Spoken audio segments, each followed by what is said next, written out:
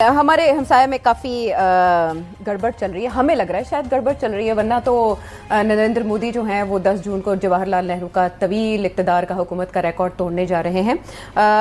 Seat साहब, वहाँ राहुल गांधी कांग्रेस के सरबराह वो अचानक एक मुआशी सुनामी की प्रेडिक्शन करते हुए कहते हैं कि सिस्टम के अंदर कुछ खराबियाँ मौजूद हैं, कुछ ऐसे चीज़ें हैं जो उनको लोग अप्रोच कर रहे हैं और उन्हें बताने की कोशिश कर रहे हैं कि कभी भी ये फट सकता है, तूफान आ सकता है। और उन्होंने उसमें अदलिया की बात की, इलेक्शन कमीशन की बात की और इंटेलिजेंस ऑपरेटर्स की बात की। क्या पेशगोई कर रहे हैं, उन्हीं की जुबानी सुनते हैं। आर्थिक सुनामी आ रही है, भयंकर आर्थिक सुनामी अब आ रही है। उसका कारण है कि हिंदुस्तान का जो प्रोटेक्शन का सिस्टम था, जो इंटरनेशनल इकोनॉमी से एक प्रकार से शॉक अब्जॉर्बर था, उसको बीजेपी ने हटा दिया है। तो एक तरफ से भयंकर आर्थिक सुनामी आ रही है, प्राइसेस बढ़ रही हैं, और ये अभी शुरुआत देखी आपने। ऐसी इकोनॉमिक क्राइसिस आएगी हिंदुस्तान में जो आपने अपने लाइफ में नहीं देखी होगी। ये हो रहा है, इसको अब कोई रोक नहीं सकता है। दूसरी तरफ क्या हो रहा है, हिंदुस्तान के अंदर, सिस्टम के अंदर इंस्टीट्यूशनल रिवोल्ट हो रहा है। तो आप सोचती हैं कि इलेक्शन कमीशन फुली कंट्रोल्ड है, वो 3 साल पहले फुली कंट्रोल्ड है। चीफ इलेक्शन कमिश्नर के मैसेजेस मेरे पास आ रहे हैं, head of intelligence system, senior judiciary, सारों के सारे रिवोल्ट कर रहे हैं, इंफॉर्मेशन दे रहे हैं हमें। तो जो कंट्रोल का सिस्टम था एक तरफ से, वो कोलैप्स कर रहा है अंदर से, क्योंकि लोगों को दिख रहा है कि जनता का प्रेशर अब ऐसा भयंकर आएगा, अगर हम इस रास्ते पे चलते गए तो हमारे लिए रिस्क हो जाएगा। आप क्या सोचते हो, अगर जनता को मालूम है कि इलेक्शन सिस्टम रिग्ड है और जनता की मतलब इकोनॉमिक प्रेशर, गरीबी, दर्द के कारण जनता में गुस्सा आ गया, आप क्या सोचते हो कि इलेक्शन कमिश्नर को डर नहीं लगेगा कल क्या होने वाला है? तो अब क्या हो रहा है, सिस्टम अंदर से ऐसे हिल रहा है पूरा।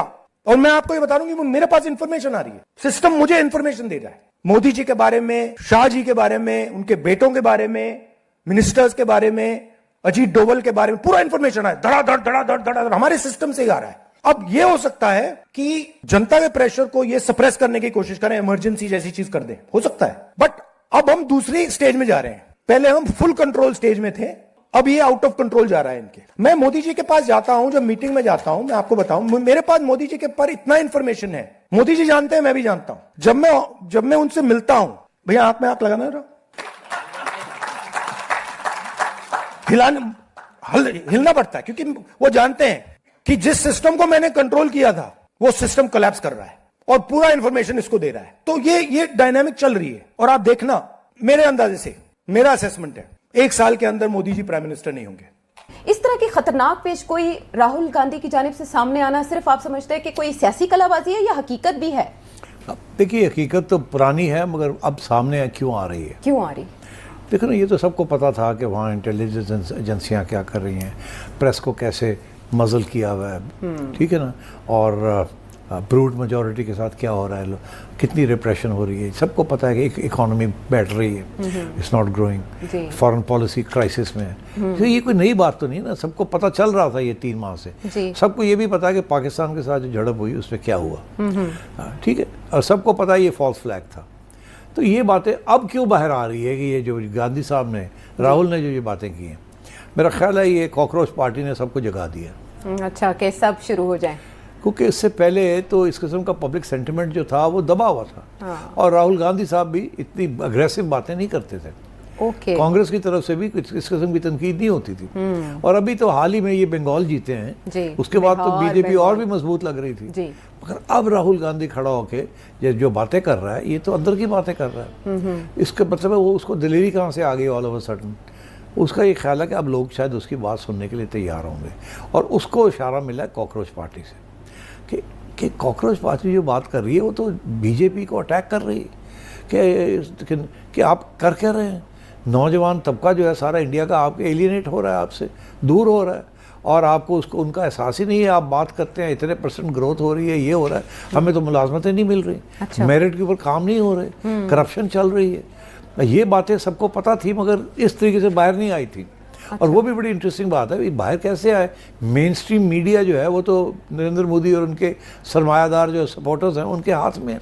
सारा इंडिया का मेन स्ट्रीम मीडिया जो है उसकी मलकियत जो है तो वो अंबानीज और फलाना सबके पास हाईजैक हो चुका है।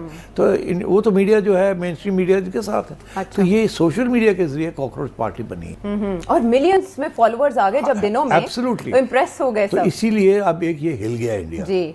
इंडिया के अंदर ऑपोजिशन हिल गई, समझी उनको समझ आ गई कि ओ बाहर तो इतना कुछ हो रहा है और हम जो हैं बिल्कुल we are not in a position to do anything. तो इसलिए मैं समझता हूँ कि अब ये बात चलेगी। मैं देख रहा हूँ कि अब दिन ब दिन नए एनालिसिस आने शुरू हो गए हैं, तज्ज़िये आने शुरू हो गए हैं कि और तज्ज़िये जो है फोकस कर रहे हैं कि नरेंद्र मोदी का जो एजेंडा है कि मैं ये दूंगा ये दूंगा ये दूंगा ये दूंगा, उसमें से कुछ भी नहीं मिल रहा।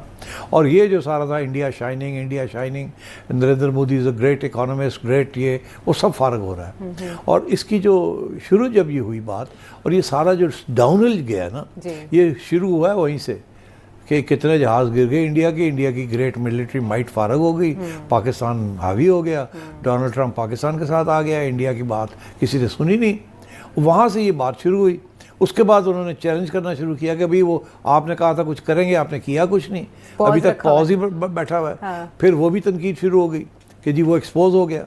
उसके बाद इन्होंने जो फॉरेन पॉलिसी बनाई ईरान के बारे में और इसराइल के बारे में, वो भी गलत फहमी, गलत आखिरी स्टेज, अभी जंग छोड़ने वाली थी तो उठ के जाके इसराइल के पास बैठ गया, जहाँ दुनिया का पब्लिक ओपिनियन इसराइल के खिलाफ होने जा रहा था, अमेरिका के अंदर खिलाफ होने जा रहा था हर जगह पे, और ये उठ के चले गए उस कैंप के अंदर।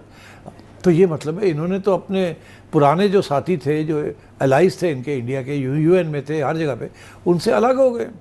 तो मेरा ख्याल है कि वो सारी फेलियर ऑफ फॉरेन पॉलिसी जो Pakistan, regarding India's influence in global institutions, regarding India's narrative और regarding India's support of Israel against Iran and against the Muslim states, I think बहुत नुकसान हुआ है नरेंद्र मोदी को। और इसलिए बात शुरू हो गई है कि इकॉनमी जो है वो ठीक नहीं चल रही। बहुत से मजमून आ रहे हैं कि जी वो इकॉनमी ठीक नहीं चल रही, करप्शन के एग्जाम्पल्स, एक एग्जाम्पल के ऊपर दूसरा एग्जाम्पल दिया जा रहा है। ये चीज़ें पहले पिछले साल ये नहीं थी जी। और ऑल ऑफ अ सडन उस स्टेज पे जबकि जी बीजेपी ने बंगाल जीता है और वंस और नई फतह की है और लोगों ने इसको एक्सपोज करना शुरू कर दिया, इंटेलेक्चुअल्स ने एंड पार्टीज ने, और कोई जवाब नहीं है नरेंद्र मोदी के पास। So I think this is what's happening. इसीलिए राहुल गांधी ने ये बातें करनी शुरू कर दी। ठीक, आप कॉकरोच पार्टी के जो सरबराह है वो ट्रैवल कर रहे हैं न्यू दिल्ली में, और वहाँ आने के बाद पता चलेगा कि जो सरकार है वो उनके साथ किस तरह का ट्रीटमेंट लेती है। लेकिन 1 साल का टाइम राहुल गांधी साहब इस हुकूमत को दे रहे हैं और कह रहे हैं लिख के ले लें, और मीनवाइल इसको टैकल करने के लिए इंडियन गवर्नमेंट की तरफ से वो इमरजेंसी नाफिज करने की भी बात कर रहे हैं। ऐसा अगर होता है कुछ, इमरजेंसी नहीं नाफिज कर सकते। जितना भी बुरा हाल है वहाँ इंडिया की अदालतों का, अच्छा। फिर भी इमरजेंसी नाफिज करना बहुत मुश्किल है। एक इंडिया का एक एक्सपीरियंस है, इंदिरा गांधी ने की थी और उसकी वजह से इंदिरा गांधी को निकाल दिया गया था जी। वो कामयाब हो गई थी, लगा दी थी उसने, मगर उसके बाद सर्वाइव नहीं कर सके जी। और ना ही नरेंद्र मोदी ये कर सकता है। अच्छा। अभी इतनी बड़ी मेजॉरिटी, उनको इमरजेंसी लगाने की जरूरत नहीं है, वो हर किस्म का कानून पास कर सकते हैं। मगर सोसाइटी के अंदर बुड़बुड़ हो रही है, वहाँ वोल्केनो जो है ना वो लावा फट सकता है, लावा बनना शुरू हो गया है। अच्छा।